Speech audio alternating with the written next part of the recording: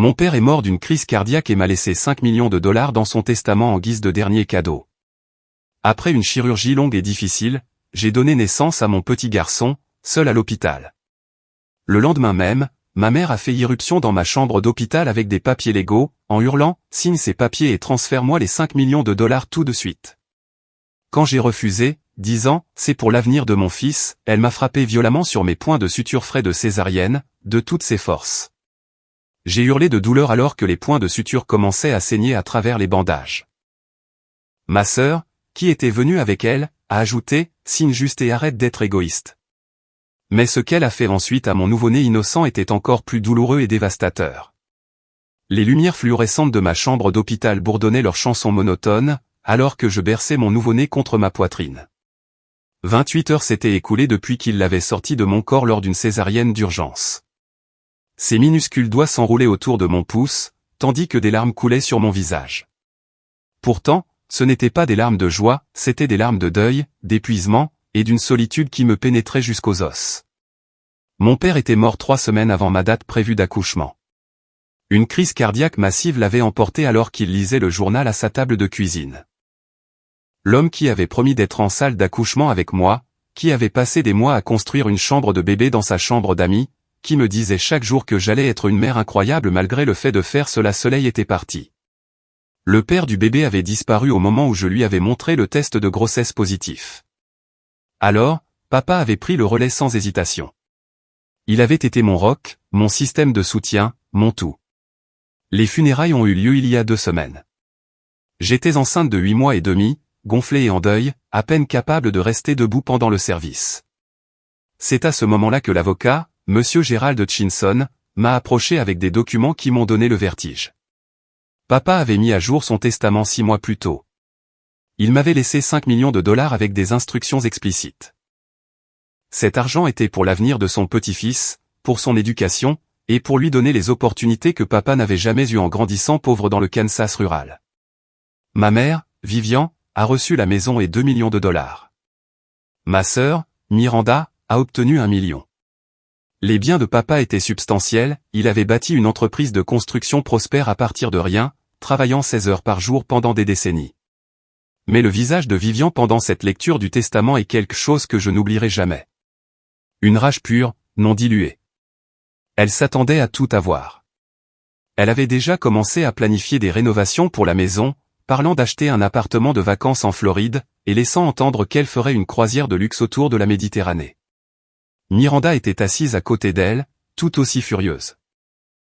Ma sœur avait toujours été l'enfant doré, la préférée, celle qui ne pouvait faire aucun mal aux yeux de notre mère. Elle avait épousé Quentin il y a 5 ans lors d'un mariage qui avait coûté près de 80,000 $, financé en grande partie par papa. Il vivait dans un manoir qu'il ne pouvait pas tout à fait se permettre, conduisait des SUV de luxe assortis, et maintenait un mode de vie entièrement bâti sur les cartes de crédit et les aides parentales. Aucune d'elles ne m'a parlé après la lecture. Elles ont quitté le bureau de l'avocat sans un mot, et j'avais été reconnaissante pour ce silence. Le deuil était déjà assez difficile sans que leur colère n'empoisonne l'air autour de moi. Mais maintenant, debout dans l'embrasure de la porte de ma chambre d'hôpital avec la fureur flamboyant dans ses yeux, Vivian avait clairement fini de ruminer son ressentiment. Miranda se tenait juste derrière elle, les bras croisés, le visage tordu dans une expression que je reconnaissais à peine sur les traits de ma propre sœur. « Nous devons parler », annonça Vivian, entrant à grands pas dans la pièce sans attendre la permission. Elle portait un blazer bordeaux impeccable et un pantalon noir, ses cheveux argentés tirés en arrière dans un chignon sévère. C'était sa tenue de pouvoir, celle qu'elle portait quand elle voulait parler affaires. « Maman, j'ai subi une intervention chirurgicale majeure hier. Est-ce que ça peut attendre ?» Ma voix est sortie plus faible que je ne le voulais. Les analgésiques commençaient à ne plus faire effet, et chaque mouvement envoyait des décharges d'agonie à travers mon abdomen. Non, cela ne peut absolument pas attendre. Elle sortit un dossier de son sac à main en cuir coûteux et le claqua sur la table roulante à côté de mon lit, faisant sursauter mon fils dans son sommeil. Tu vas signer ces papiers tout de suite et me transférer ces 5 millions de dollars là où ils doivent être. Je l'ai fixé, puis le dossier, puis de nouveau son visage. De quoi parles-tu ? Miranda s'avança, ses talons claquant sur le sol en linoléum. Ne fais pas l'idiote. Papa n'avait clairement pas toute sa tête quand il a changé ce testament. Tu l'as manipulé. Tu lui as probablement rempli la tête de mensonges sur nous. Cet argent devrait être à maman. Papa était parfaitement sain d'esprit quand il a mis à jour son testament. Monsieur Hutchinson l'a confirmé. Il y avait des témoins, une évaluation psychologique, tout ce qu'il faut. J'ajustais ma prise sur mon bébé, mon instinct protecteur s'enflammant malgré ma faiblesse. Et il a été clair sur la raison pour laquelle il me l'a laissé. C'est pour son petit-fils. Le rire de Vivian fut tranchant et froid. Son petit-fils? Tu veux dire ton erreur? Le produit d'une aventure d'un soir avec un homme qui n'est même pas resté. Tu penses que tu mérites des millions parce que tu n'as pas su garder tes jambes fermées? La cruauté de ces mots me frappa comme un coup physique. GAB, nous n'irons nulle part tant que tu n'auras pas signé ces papiers. Vivian ouvrit le dossier, révélant des documents légaux sur lesquels je n'arrivais pas tout à fait à me concentrer à cause de mon épuisement et du choc. J'ai fait rédiger ça par un avocat. C'est un simple transfert. Tu signes, l'argent va sur mon compte, et nous pouvons tous aller de l'avant. Ce n'est pas légal. Tu ne peux pas juste. Ah non? La voix de Vivian descendit vers quelque chose de dangereux. Je suis ta mère. J'ai tout sacrifié pour toi et ta sœur. J'ai abandonné ma carrière pour vous élever. Je mérite de profiter de mes dernières années sans stress financier. Ton père me devait bien ça après 42 ans de mariage. Il t'a laissé 2 millions de dollars et une maison valant au moins 6 cents,000 $. Ce n'est pas exactement la pauvreté, maman. Miranda ricana. 2 millions, ça ne va pas aussi loin que tu le penses. Maman a des dépenses. Elle a un style de vie à maintenir, et franchement, elle l'a mérité. Qu'est-ce que tu as fait, toi? Tu as 29 ans, tu n'es pas marié, tu as un travail à peine adéquat dans cette imprimerie, et maintenant tu es mère célibataire. Tu vas flamber cet argent en couches et en garderie. Au moins, maman l'investirait correctement. Papa voulait que cet argent assure l'avenir de son petit-fils. Il a mis en place un trust avec des conditions spécifiques. Je ne peux pas simplement le transférer même si je le voulais. C'était partiellement vrai. Le trust avait des conditions, y compris des provisions pour l'éducation et la santé de mon fils, bien que j'ai accès aux fonds pour les besoins immédiats. L'expression de Vivian se durcit en quelque chose que je n'avais jamais vu auparavant. Espèce de petite ingrate égoïste et après tout ce que j'ai fait pour toi. Maman, s'il te plaît, pars. J'ai besoin de me reposer et tu contraries le bébé. Signe les papiers. Elle les saisit du dossier et me les tendit brusquement. Signe-les tout de suite ou tu vas le regretter. Non. Ma voix était plus ferme cette fois, malgré le tremblement de mes mains. Cet argent est pour mon fils. Papa a exprimé ses souhaits clairement, et je les honore. Maintenant, s'il te plaît, pars avant que j'appelle la sécurité. Ce qui s'est passé ensuite s'est produit si vite que j'ai à peine eu le temps de le traiter. Le visage de Vivian se tordit de rage, et sa main partit, poing serré.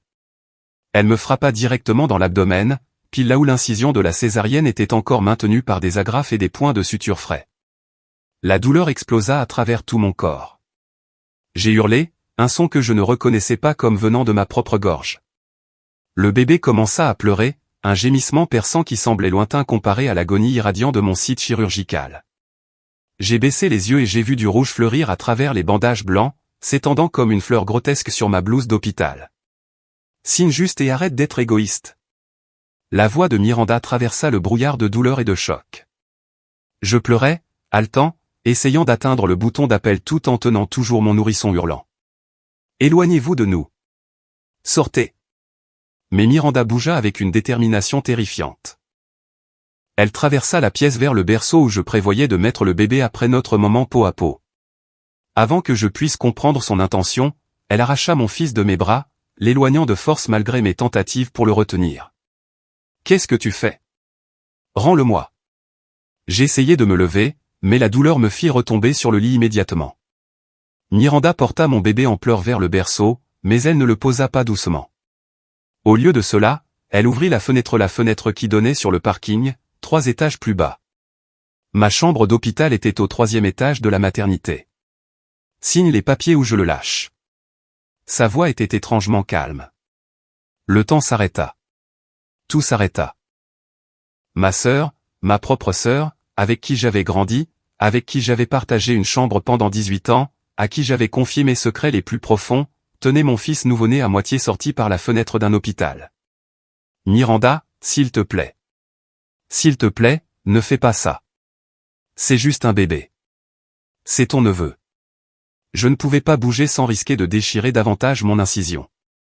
Je ne pouvais pas l'atteindre assez vite, même si j'avais pu me lever. C'est un moyen de pression, dit Vivian froidement. Signe les papiers et elle le ramènera à l'intérieur. Refuse, et nous verrons à quel point tu tiens au souhait de ton père quand ton fils sera aux soins intensifs ou pire. Le mal absolu de ce moment me hante encore. Regarder les visages de ma mère et de ma sœur et ne voir rien d'autre que de l'avidité et de la cruauté là où l'amour aurait dû être. Mon fils pleurait, le visage rouge et terrifié, suspendu partiellement hors d'une fenêtre par quelqu'un qui aurait dû le protéger. D'accord, halettai-je, ma main pressée contre mon incision qui saignait. D'accord, je vais signer. Ramène-le juste à l'intérieur. S'il te plaît, Miranda. S'il te plaît. Miranda sourit, une expression terrible qui la transformait en quelqu'un que je ne connaissais pas. Elle tira mon fils vers l'intérieur mais ne me le tendit pas. Au lieu de cela, elle le tint loin de son corps comme s'il était quelque chose de dégoûtant, le laissant pleurer sans réconfort. Vivian apporta les papiers à mon lit, sortant un stylo de son sac à main. Signe ici, ici, et là. N'essaie rien de malin. Je saurai si tu falsifies la signature ou si tu écris quelque chose qui invalide le document. Mes mains tremblaient tellement que je pouvais à peine tenir le stylo. Le sang trempait ma blouse maintenant, et je me sentais étourdi, mais tout ce sur quoi je pouvais me concentrer étaient les cris de mon fils et la façon dont Miranda se tenait près de cette fenêtre encore ouverte. J'ai signé la première page, puis la deuxième. Ma vision commençait à se brouiller sur les bords, et j'ai réalisé que j'entrais probablement en état de choc à cause de la douleur et de la perte de sang. Juste au moment où je commençais à signer la troisième page, la porte s'ouvrit à la volée. Une infirmière que je reconnus de l'équipe de nuit, Patricia, une femme dans la cinquantaine avec des yeux gentils et une attitude pragmatique, se tenait dans l'embrasure de la porte avec un agent de sécurité juste derrière elle. « Qu'est-ce qui se passe ici, bon sang ?» Les yeux de Patricia balayèrent la scène. Moi saignant à travers mes bandages. Miranda tenant un nouveau-né hurlant près d'une fenêtre ouverte. Vivian planant au-dessus de mon lit avec des papiers légaux. « Affaire de famille, dit Vivian sèchement. Cela ne vous regarde pas, bien sûr que si, ça me regarde. J'ai entendu des cris depuis le poste des infirmières. Patricia se déplaça rapidement à mes côtés, son visage pâlissant quand elle vit le sang. Elle appuya sur le bouton d'appel à plusieurs reprises. Nous avons besoin d'un médecin ici, maintenant. Et la sécurité, nous avons une situation dans la chambre 312. L'agent de sécurité, un homme aux larges épaules nommé Thomas, entra complètement dans la pièce. Madame, je vais avoir besoin que vous donniez ce bébé à l'infirmière immédiatement. La prise de Miranda se resserra sur mon fils. Je suis sa tante. J'ai tous les droits. Vous tenez un nourrisson près d'une fenêtre ouverte. Donnez-le maintenant ou j'appelle la police. La voix de Thomas ne laissait aucune place à la discussion. Pendant un instant, j'ai pensé que Miranda pourrait réellement faire quelque chose d'impensable. Mais Patricia bougea rapidement, traversant la pièce et prenant mon fils des bras de Miranda avec une efficacité rodée. Elle me l'apporta, le plaçant sur ma poitrine tout en maintenant une pression sur mon incision avec son autre main. Vous saignez assez abondamment. Essayez de rester calme. La voix de Patricia était apaisante malgré le chaos. Elle regarda Thomas. Appelez la police. Cette femme a agressé une patiente post-chirurgicale et elle menaçait toutes les deux le bébé. C'est ridicule. Claqua Vivian. Nous sommes sa famille. C'est une affaire privée. Un médecin se précipita, suivi de deux autres infirmières. Les minutes suivantes furent un flou d'activité médicale. Quelqu'un prit mon fils et l'examina pendant que le médecin examinait mon incision. J'avais déchiré 2 points de suture et l'échymose se transformait déjà en quelque chose de spectaculaire. Il devait la réparer et probablement me garder plus longtemps que le séjour standard de 3 à 4 jours pour les accouchements par césarienne. À travers tout cela, j'ai regardé la police arriver. 2 officiers, tous de l'air sombre alors que Patricia et Thomas expliquaient ce dont ils avaient été témoins. J'ai donné ma déclaration depuis le lit d'hôpital pendant qu'ils nettoyaient et recousaient mon incision. Vivian et Miranda furent escortés hors de la chambre, toutes deux protestant bruyamment, menaçant de procès, prétendant que je les avais invités là et que je mentais maintenant pour couvrir ma propre instabilité. Nous avons les images de sécurité du couloir, me dit doucement une policière. Elle était jeune, peut-être au début de la trentaine, avec des yeux compatissants. Les caméras ne couvrent pas l'intérieur des chambres des patients, mais nous pouvons les voir entrer et nous pouvons voir votre infirmière et la sécurité répondre à la situation. Combiné à vos blessures et aux témoignages du personnel, nous en avons assez pour les arrêter toutes les deux. Je veux une ordonnance de restriction, dis-je, ma voix rauque à force d'avoir crié. Je veux qu'elle reste loin de moi et de mon fils. Je ne veux plus jamais les voir. L'officière hocha la tête. Nous vous aiderons avec ça. Et je vous recommande fortement de porter plainte pour agression et mise en danger d'un enfant. J'ai porté plainte. Elles ont toutes deux été arrêtées sur le champ à l'hôpital, emmenées menottées tout en clamant leur innocence. Le visage de Miranda, quand elle s'est retournée vers moi, n'était ni désolé ni honteux. Il était furieux, comme si je lui avais fait du tort en signalant ce qu'elle avait fait. L'hôpital m'a gardé 4 jours supplémentaires en raison des complications dues à l'agression. Ces jours se sont mélangés dans un brouillard de douleurs, de médicaments, d'horaires de repas, et de la vigilance constante des infirmières qui avaient été informées de la situation. Ils m'ont assigné une chambre privée au bout du couloir avec une sécurité renforcée. Un garde était posté à l'extérieur 24 heures sur 24, vérifiant l'identité de quiconque voulait entrer. La première nuit après l'incident, je n'ai pas pu dormir malgré l'épuisement qui pesait sur chaque cellule de mon corps. Chaque fois que je fermais les yeux, je voyais les mains de Miranda sur mon fils, je voyais cette fenêtre, je ressentais la terreur à nouveau. Patricia venait me voir périodiquement tout au long de son quart de travail, et vers 2 heures du matin, elle m'a trouvé en train de pleurer tout en tenant Garrett si fort que le pédiatre avait doucement suggéré que je pourrais l'empêcher de dormir correctement. « Tu es en sécurité maintenant », me dit Patricia, sa voix épaisse d'un accent que j'appris plus tard venir des Philippines. Elle avait élevé 4 enfants elle-même. « Ton bébé est en sécurité. Ce qu'elles t'ont fait, aucune mère ne devrait vivre ça. Mais tu l'as protégé. Tu as tout fait correctement. » J'ai signé les papiers, chuchotai-je, la honte me brûlant. J'allais leur donner l'argent. J'avais tellement peur que Tu allais faire tout ce qu'il fallait pour sauver la vie de ton enfant. Ce n'est pas de la faiblesse. C'est de l'amour. Elle ajusta mes oreillers et m'apporta de l'eau. Les papiers n'importent pas de toute façon. Tu as signé sous la contrainte avec des témoins. Aucun tribunal ne validerait ce transfert. Ton avocat te dira la même chose. Elle avait raison. Bien sûr, quand M. Hutchinson a visité le lendemain matin, il a jeté un coup d'œil à ces papiers que la police avait photographiés comme preuve avant de les saisir et a failli rire. Ceci ne tiendrait pas 10 secondes devant un tribunal. Coercition, contrainte, absence de témoins appropriés, et tu n'étais clairement pas saine d'esprit, étant donné que tu saignais d'une agression récente. N'y pense plus une seconde. Mais les pensées étaient difficiles à contrôler quand on n'avait rien d'autre à faire que de rester allongé dans un lit d'hôpital et de traiter le traumatisme. La psychiatre qu'ils ont envoyée pour m'évaluer, une exigence étant donné ce qui s'était passé, était une femme à la voix douce dans la quarantaine nommée Dr Kimberly Nash. Elle a posé des questions prudentes sur mon état mental, mon système de soutien, ma capacité à prendre soin de mon nourrisson. J'ai peur que vous pensiez que je suis instable, ai-je admis. Que vous disiez que je ne suis pas apte à m'occuper de Garrett à cause de ce qui s'est passé avec ma famille. Le docteur Nash posa son stylo et me regarda directement. Ce qui vous est arrivé était une agression criminelle et une mise en danger d'enfants perpétrée par des personnes qui auraient dû vous protéger. Votre réponse, la peur, la douleur, et la tentative de protéger votre enfant à tout prix reste complètement normale et saine. Le fait que vous les ayez immédiatement signalés et que vous ayez coopéré avec les forces de l'ordre montre un excellent jugement et des instincts protecteurs. Je vais recommander une thérapie pour aider à traiter le traumatisme, mais je n'ai absolument aucune inquiétude quant à votre aptitude en tant que parent. Pendant ce temps, j'ai eu des visiteurs que je voulais réellement voir. Ma tante Claudia, la sœur de ma mère, qui était brouillée avec Vivian depuis des années pour des disputes d'argent similaires, est venue immédiatement quand elle a entendu ce qui s'était passé. Elle a tenu mon fils et a pleuré, s'excusant de ne pas m'avoir averti de jusqu'où sa sœur pouvait aller quand l'argent était en jeu. Ta mère a toujours été comme ça, me dit Claudia doucement. Quand nos parents sont morts et nous ont laissé leur domaine, elle a essayé de m'exclure entièrement.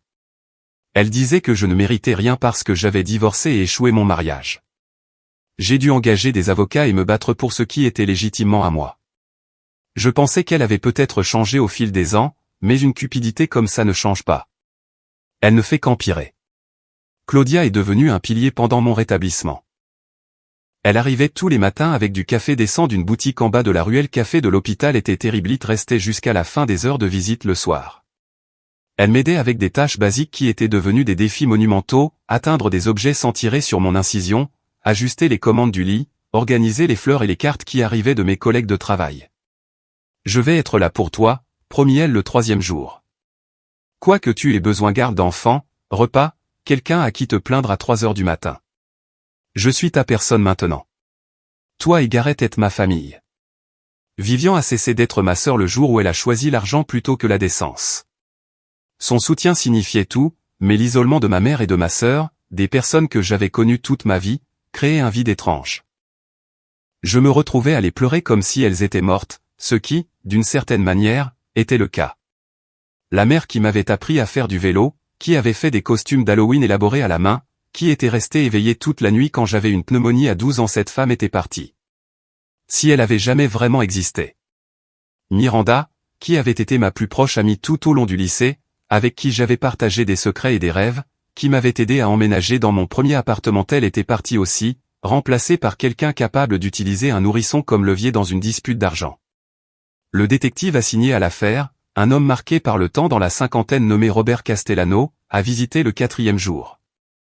Il a apporté des photos pour que je les identifie et m'a fait repasser à travers la chronologie. Son expression était sombre alors qu'il prenait des notes.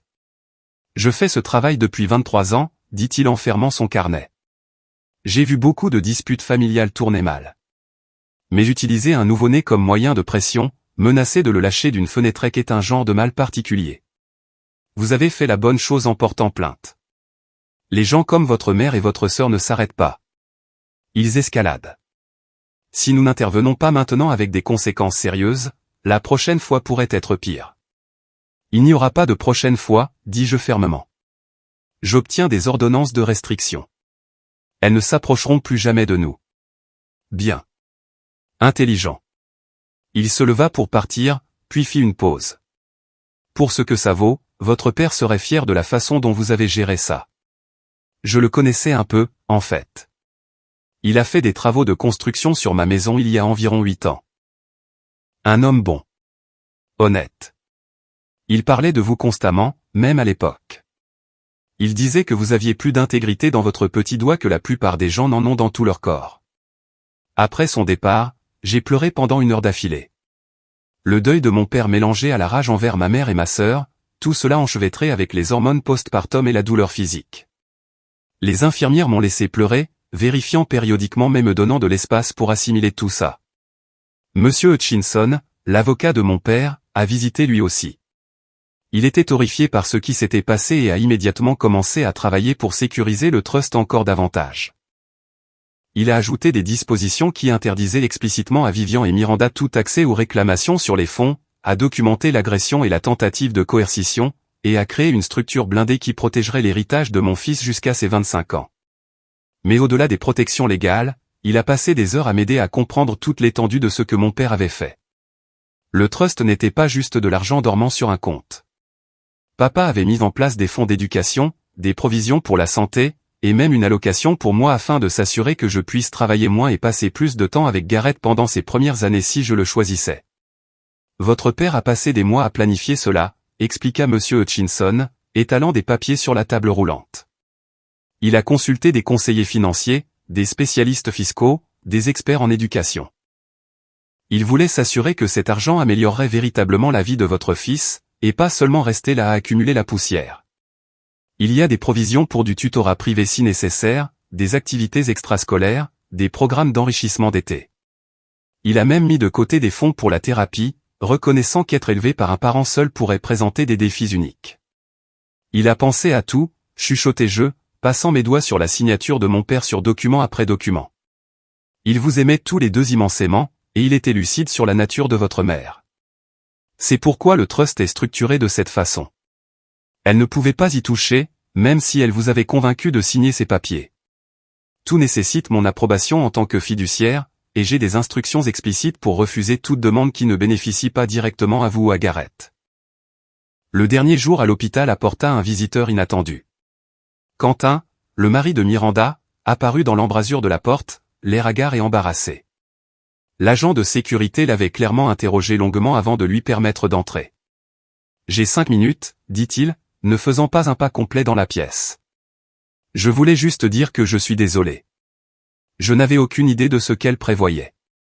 Miranda m'a dit qu'elles allaient juste te parler. Essayer de te raisonner à propos de l'héritage. Quand j'ai entendu ce qui s'est réellement passé. » Il laissa sa phrase en suspens, secouant la tête. « J'ai déjà demandé le divorce. Je ne peux pas être marié à quelqu'un qui menacerait un bébé. Je voulais que tu saches que tout le monde dans la famille ne pense pas que ce qu'elles ont fait était correct.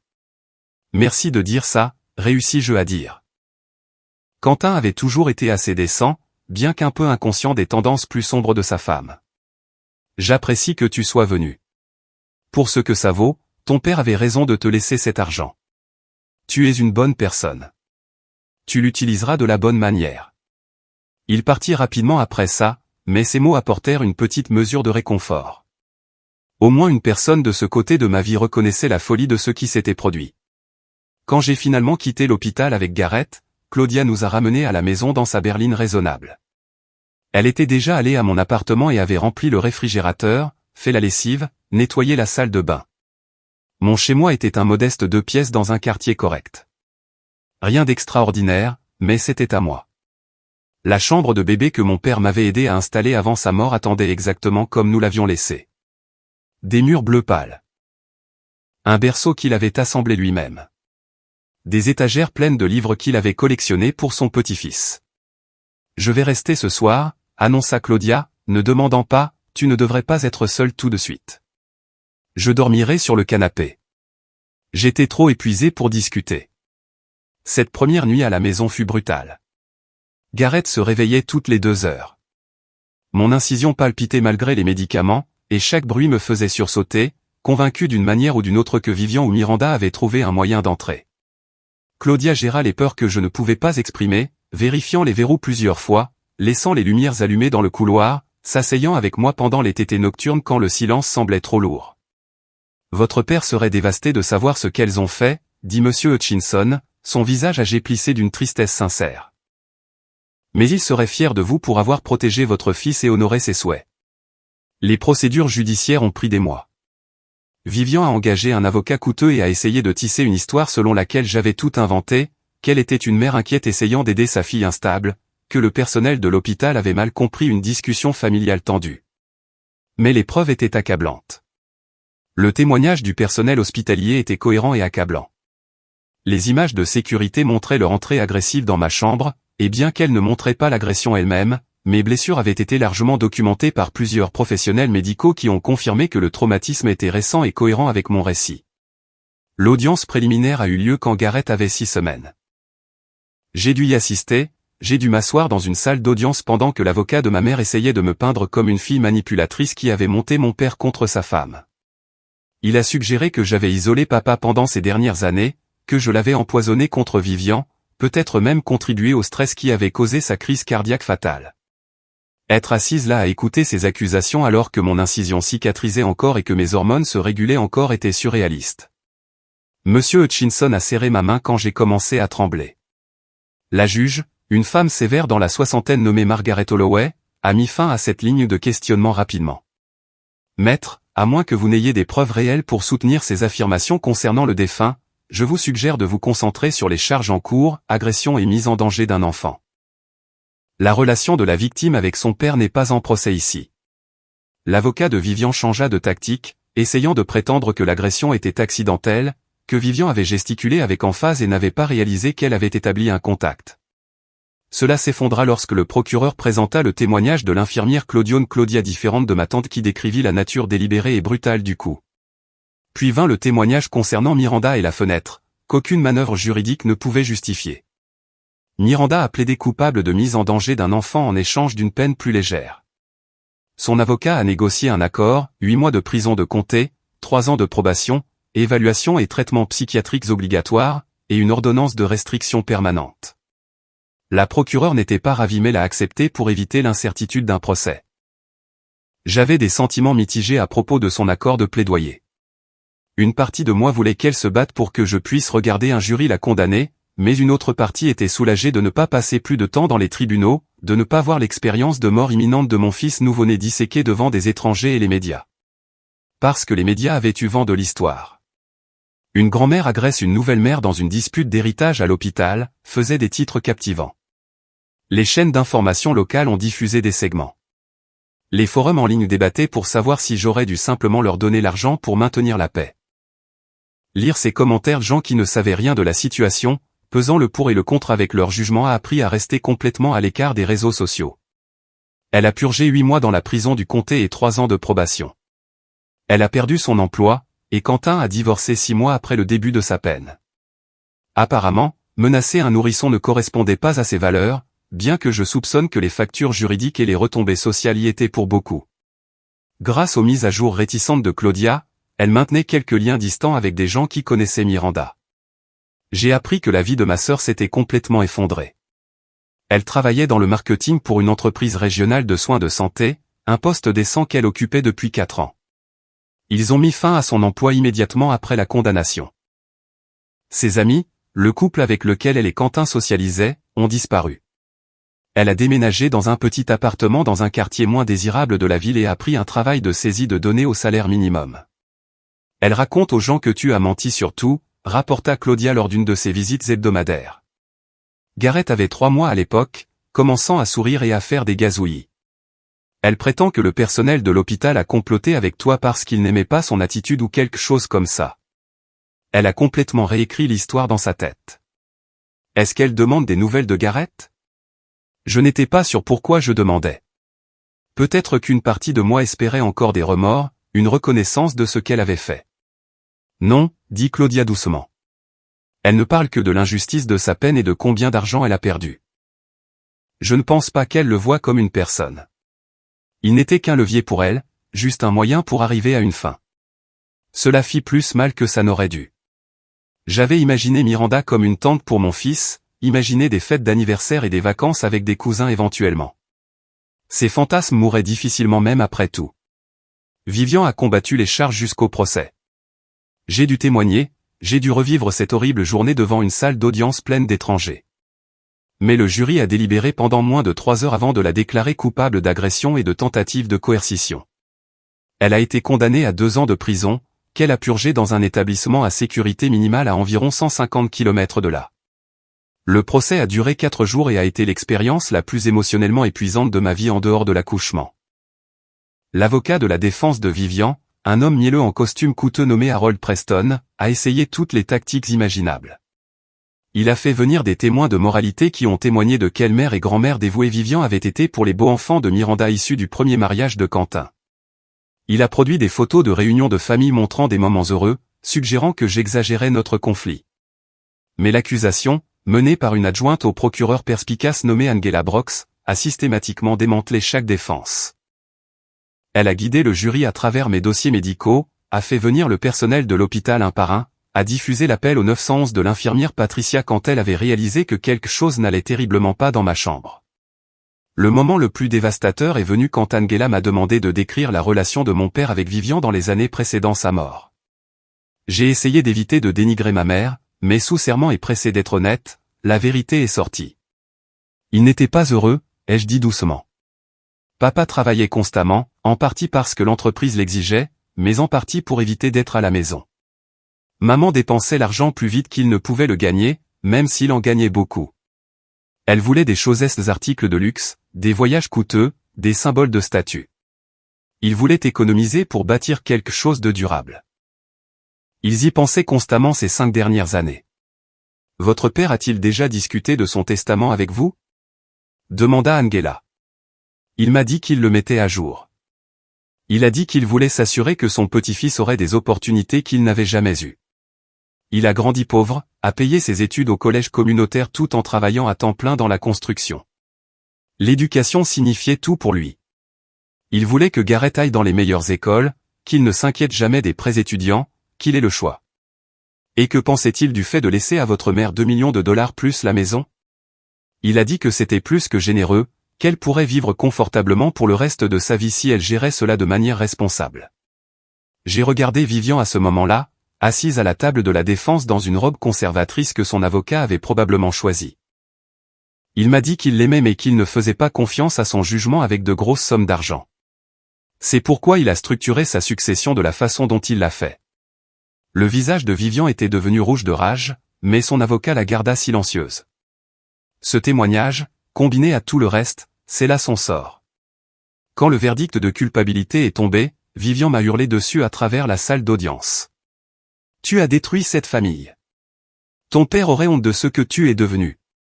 Cet argent devrait être à moi. » La juge Holloway a ordonné qu'on l'emmène, et l'huissier l'a escortée dehors, alors qu'elle criait encore. Le spectacle a renforcé pour quiconque regardait que ma mère ne se souciait de rien d'autre que de l'héritage. Pas de sa fille, pas de son petit-fils, juste l'argent. La condamnation est tombée 2 semaines plus tard. La juge Holloway a été impitoyable dans ses remarques. Madame Vivian Thornton, vous avez agressé votre fille, qui venait de subir une intervention chirurgicale majeure mettant votre petit-fils au monde. Vous avez tenté de la contraindre à signer des documents légaux, transférant de l'argent qui ne vous revenait pas de droit. Vous n'avez montré aucun remords, aucune préoccupation pour son bien-être ou celui de votre petit-fils nourrisson. Ce tribunal considère vos actions comme particulièrement flagrantes étant donné la vulnérabilité de vos victimes et votre position de confiance familiale. Je vous condamne à 2 ans de prison d'État suivi de 5 ans de probation. Je n'ai jamais rendu visite, pas une seule fois. Les ordonnances de restriction ont été accordées et prolongées. Aucune d'elles n'était autorisée à moins de 150 mètres de moi ou de mon fils. Elles ne pouvaient pas nous contacter directement ou par l'intermédiaire de tiers. Violer ces ordonnances entraînerait une arrestation immédiate. Les 5 millions de dollars ont considérablement augmenté grâce à un investissement prudent. Monsieur Hutchinson m'a mis en contact avec un conseiller financier spécialisé dans les trusts et la gestion de patrimoine à long terme. Nous avons utilisé des portions pour les besoins de Garrett, une bonne école maternelle, des soins de santé, une maison sûre et confortable, mais la majeure partie reste investie et protégée. Je travaille toujours à l'imprimerie, bien que j'ai été promu 2 fois. Je ne voulais pas compter entièrement sur le trust. Je voulais modeler l'indépendance et l'éthique de travail pour mon fils. Mais savoir que cette sécurité financière existe a supprimé l'anxiété écrasante qui tourmente tant de parents célibataires. Je peux me permettre une bonne garde d'enfants. Je peux gérer les urgences sans panique. Je peux donner à Garrett des expériences et des opportunités que je n'ai jamais eues. Vivian a été libérée de prison il y a 2 ans et demi. Elle a essayé de me contacter via les réseaux sociaux, des emails, des lettres envoyées à mon lieu de travail. Tous avaient le même thème. Elle était désolée. Elle avait commis une terrible erreur. La famille devrait se pardonner. Elle voulait rencontrer son petit-fils. L'ordonnance de restriction empêchait le contact direct, mais elle a trouvé des moyens de contournement jusqu'à ce que j'obtienne du tribunal l'extension de l'ordonnance pour inclure toutes les formes de communication. Miranda a tendu la perche aussi, environ 1 an après sa libération. Son approche était différente. Elle blâmait Vivian pour tout, prétendait avoir été manipulée et sous pression, insistait sur le fait qu'elle n'aurait jamais réellement fait de mal à Garrett. Elle disait qu'elle avait suivi une thérapie et comprenait maintenant à quel point ses actions étaient mauvaises. Elle voulait une chance d'être une tante pour lui. J'ai supprimé le message sans répondre. Certaines personnes pourraient penser que je suis cruel de ne pas offrir de pardon ou de seconde chance. Elles pourraient dire que tout le monde fait des erreurs, que la famille est importante, que Garrett mérite de connaître sa grand-mère et sa tante. Mais ces gens n'étaient pas dans cette chambre d'hôpital. Ils n'ont pas senti l'impact d'un poing contre des plaies chirurgicales fraîches. Ils n'ont pas regardé leur sœur balancer leur nouveau-né par une fenêtre du 3e étage comme levier dans une dispute d'argent. Certains actes ne peuvent être pardonnés. Certaines relations ne peuvent être réparées. Certaines personnes se révèlent si complètement dans les moments de crise qu'il n'y a pas de retour en arrière possible. Le cadeau final de mon père n'était pas seulement l'argent. C'était la clarté de savoir qui m'aimait sincèrement et qui ne me voyait que comme un obstacle à ce qu'il voulait. Il m'a donné les ressources pour me protéger, moi et son petit-fils, des gens qui nous feraient du mal sans hésitation. Le mois dernier, le jour de ce qui aurait été le 68e anniversaire de papa, j'ai emmené Garrett au cimetière.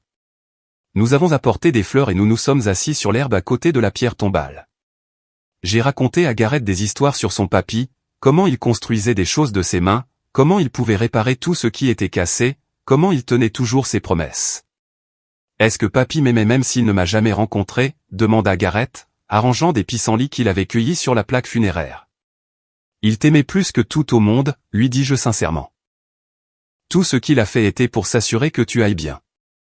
Il voulait que tu aies une bonne vie, une vie heureuse, avec toutes les opportunités de devenir qui tu veux être. Je veux être un constructeur comme papy, annonça Gareth solennellement. Je veux fabriquer des choses qui aident les gens. Je les serrai contre moi, respirant l'odeur de son shampoing à la fraise et les taches d'herbe sur ses genoux. Alors c'est exactement ce que tu feras. Papy s'en est assuré. Alors que nous retournions à la voiture, la petite main de Gareth dans la mienne, je pensais aux deux femmes vivant actuellement leur propre vie quelque part dans le même état, probablement encore amères à propos de l'argent qu'elles n'ont pas eu. Encore convaincues d'être les victimes dans cette histoire. Je me demandais si elles avaient jamais vraiment compris ce qu'elles avaient perdu ce jour-là à l'hôpital. Ce n'était pas seulement l'héritage ou la relation avec moi. Elles avaient perdu la chance de connaître cet incroyable petit garçon qui pose des questions sur les étoiles, construit des structures élaborées avec ses blocs et rit de ses propres blagues avec un abandon total. Leur perte, notre gain. Les 5 millions de dollars paieront l'éducation de Gareth dans n'importe quelle université qu'il choisira. Ils l'aideront à démarrer une entreprise, ou à acheter une maison, ou à voyager à travers le monde si c'est ce qu'il veut. Ils fourniront des opportunités que mon père n'a jamais eues en grandissant dans la pauvreté, travaillant dans la construction dès l'âge de 16 ans pour soutenir sa famille. Mais plus que l'argent, papa nous a donné la liberté. La liberté face aux gens qui nous exploiteraient, nous manipuleraient, nous feraient du mal pour leur propre gain. La liberté de construire une vie basée sur l'amour et le respect plutôt que sur l'obligation envers des membres de la famille toxique. La liberté de choisir qui mérite une place dans nos vies et qui ne la mérite pas. Parfois, je fais encore des cauchemars à propos de ce jour-là. Je me réveille en entendant les cris de mon fils et en ressentant la douleur fantôme d'un coup de poing. Dans ces moments-là, je vais dans la chambre de Gareth et je le regarde dormir, paisible et en sécurité dans son lit avec ses animaux en peluche arrangés juste comme il faut. Les cauchemars s'estompent quand je me souviens qu'il va bien. Nous allons bien tous les deux. Et les deux femmes qui auraient dû nous protéger mais ont choisi l'argent à la place et elles doivent vivre avec ce qu'elles ont fait. Elles doivent savoir que leur avidité leur a coûté tout ce qui comptait réellement. Elles doivent passer le reste de leur vie à l'extérieur à regarder à l'intérieur, observant depuis une distance imposée par le tribunal alors que Gareth grandit heureux, en sécurité et aimé. Le cadeau final de mon père était 5 millions de dollars. Oui. Mais c'était aussi le don de voir la vraie nature des gens assez clairement pour nous protéger d'eux. Et cela, en fin de compte, s'est révélé inestimable.